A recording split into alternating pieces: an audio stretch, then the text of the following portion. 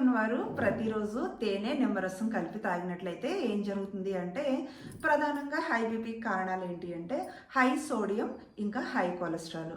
వీటి కారణంగా ఏమవుతుంది? రక్తనాళాలు సన్నగా కుంచుకుపోయినట్లుగా అయిపోతాయి.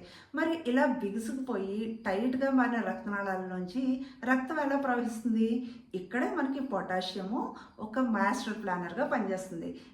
మన ఇంట్లో పైపులు తుప్పు పట్టేసి సరిగ్గా నీరు రావట్లేదు అనుకోండి, మనం ఏం చేస్తాం? వాటిని క్లీన్ చేస్తాం కదా.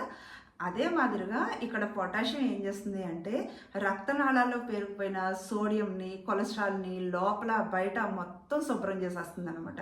ఉండే సి విటమిన్ రక్తనాళాల యొక్క గోడల్ని దృఢంగా తయారు చేస్తుంది. ఫ్రీవే రోడ్డు మీద ప్రయాణం ఎలా ఉంటుందో అలా రక్తం ఎక్కడ గుంజుకోకుండా చక్కగా ప్రయాణం చేస్తుంది. తేనె ఏం చేస్తుంది అంటే, రక్తంలో ఇన్సులిన్ని బ్యాలెన్స్ చేస్తుంది. ఇంకా ఆందోళన, ఆతృత ఉండి ఎక్కువగా ఈ హై బీపీ ఉన్నవాళ్ళు ఒక విధమైనటువంటి కాళ్ళల్లో ఒక వణుకు, దడ ఎక్కువగా ఫీల్ అవుతూ ఉంటారు. ఆ స్ట్రెస్ని తగ్గించి శరీరంలో రక్తనాళాలన్నీ సాఫీగా ఉండేలా చేస్తుంది. దాంతో మనకి జస్ట్ రిలాక్స్, లైఫ్ ఈజీ అనేటట్టుగా చేసేస్తుంది. రెండు కలిస్తే హై బీపీకి దడే.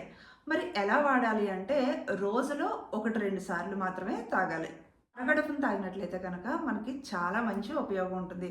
ఒకవేళ మీకు ఏమైనా డౌట్ ఉంటే డాక్టర్ని కన్సల్ట్ చేసి ధైర్యంగా తాగొచ్చు.